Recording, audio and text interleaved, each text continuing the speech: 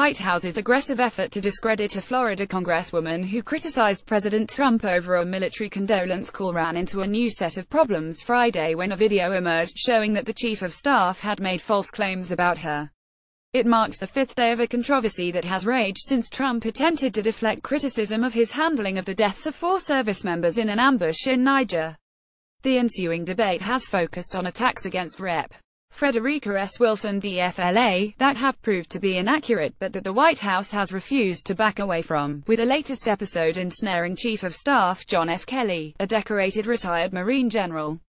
The escalating political mud fight has overshadowed the grief of Michelle Johnson and the heroism of her dead husband, Sergeant La David Johnson, who gave his life for his country. Trump aides Friday stood by Kelly's contention that Wilson had boasted about her role in winning funding for a federal building, even after video of her remarks emerged and showed that he was wrong.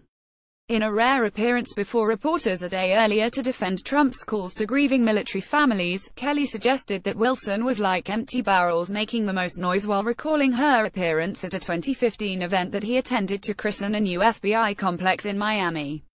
Wilson has come under heavy criticism from Trump and his supporters for publicly accusing the president of being insensitive in a phone call to Johnson 2 weeks ago, after her husband died in the line of duty. White House Chief of Staff John F. Kelly accused Rep. Frederica S. Wilson DFLA of grandstanding at a 2015 event to honor fallen FBI agents. Video from the event shows that his claims were inaccurate.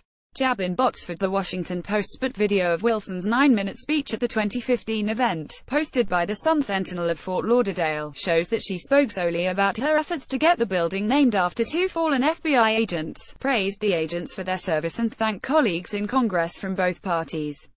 Instead of backing down, White House Press Secretary Sarah Huckabee Sanders piled on Friday and said Kelly was justified in accusing the lawmaker of grandstanding, despite erring on the facts. As we say in the South, all hat, no cattle, Sanders said of Wilson, an African-American who is known for wearing brightly colored cowboy hats. Sanders also attempted to shift the debate away from Kelly's inaccuracies to instead focus on his personal integrity. If you want to get into a debate with a 4-star Marine general, I think that's something highly inappropriate, she said. In an interview with Fox Business Network taped Friday, Trump accused Wilson of debasing Kelly by suggesting that the chief of staff had defended the president at Trump's insistence, in order to keep his job. When she made that statement, I thought it was sickening, actually, Trump said. He added that Kelly is doing an incredible job and said the general, who had listened in on his call with Johnson, was offended that Wilson would make it public. Actually, he said to me, sir, this is not acceptable. This is really not, the president said. Look, I've called many people. And I would think that every one of them appreciated it. I was very surprised to see this, to be honest with you. Critics said the episode reflects Trump's continued efforts to avoid scrutiny of his conduct in office by casting blame elsewhere. The president waited 12 days to comment on the soldiers' deaths before being asked about his silence at a Rose Garden news conference Monday.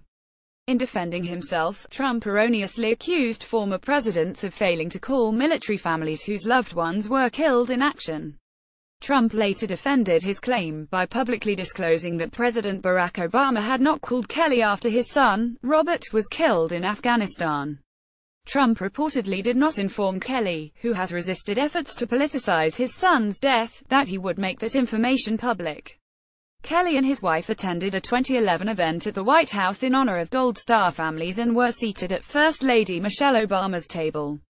It made me sad, you know what I mean, said Amy Siskind, a former Wall Street executive who runs a women's empowerment group and compiles a running public list of the erosion of democratic norms in the Trump era.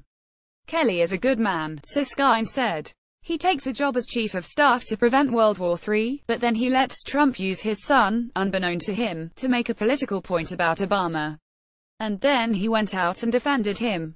Siskind added that Kelly, brought into the White House to help rein in his boss' worst impulses, had compromised himself in trying to stick up for Trump. Kelly created a big asterisk next to his name, she said. But how many in the Trump regime have done that? Wilson, a longtime family friend who helped mentor La David Johnson in a local program, said she listened to Trump's conversation via speakerphone while in a car with Johnson's widow and mother.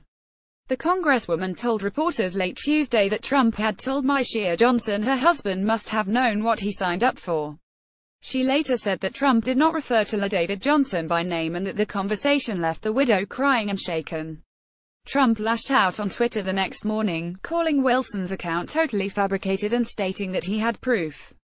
Trump's subsequent revelation that Obama had not called Kelly after his son's death led to Kelly's appearance in the briefing room Thursday. In the Fox interview, Trump insisted that he did speak LaDavid Johnson's name in his conversation with his widow. At the White House, Sanders accused reporters of fanning the flames of a sensational story. "It should have ended yesterday after General Kelly's comments," she said. "But it didn't. It's still the bulk of the coverage on most every TV you turn on and most every newspaper that you open up today." She did not mention that Trump had tweeted again about the issue late Thursday, nearly 8 hours after Kelly's briefing room appearance. "The fake news is going crazy with wacky Congresswoman Wilson D., who was secretly on a very personal call, and gave a total lie on content," Trump wrote. In his defense of Trump on Thursday, Kelly accused Wilson of selfish behavior. And he asserted that Wilson, at the 2015 FBI building dedication in Miami, had talked about how she was instrumental in getting the funding for the building, and how she took care of her constituents because she got the money, and she just called up President Obama, and on that phone call, he gave the money, the $20 million. Wilson denied making such remarks. The Sun-Sentinel video shows that she recounted how she went into attack mode to ensure that Congress and Obama expedited a bill to name the building after the two fallen FBI agents in about 4 weeks. When initially told that such legislation could take as long as a year, Wilson recalled, "I said, I'm a school principal, and I said, excuse my French, or, hell no, we're going to get this done." She spread credit, offering praise for then House Speaker John A. Boehner Arroyo. She also praised the two agents, Benjamin Grogan and Jerry Dove, who were killed in a shootout with bank robbers in 1986 in Miami. Peter Feaver, a Duke University political science professor who served as a special advisor at the National Security Council in the George W. Bush administration, said Trump had erred by engaging in the political fight in the first place. "Every politically savvy person would have said, you can't criticize Gold Star families and have anything good come out, so just don't bother," Feaver said. "If they criticize you, just take it.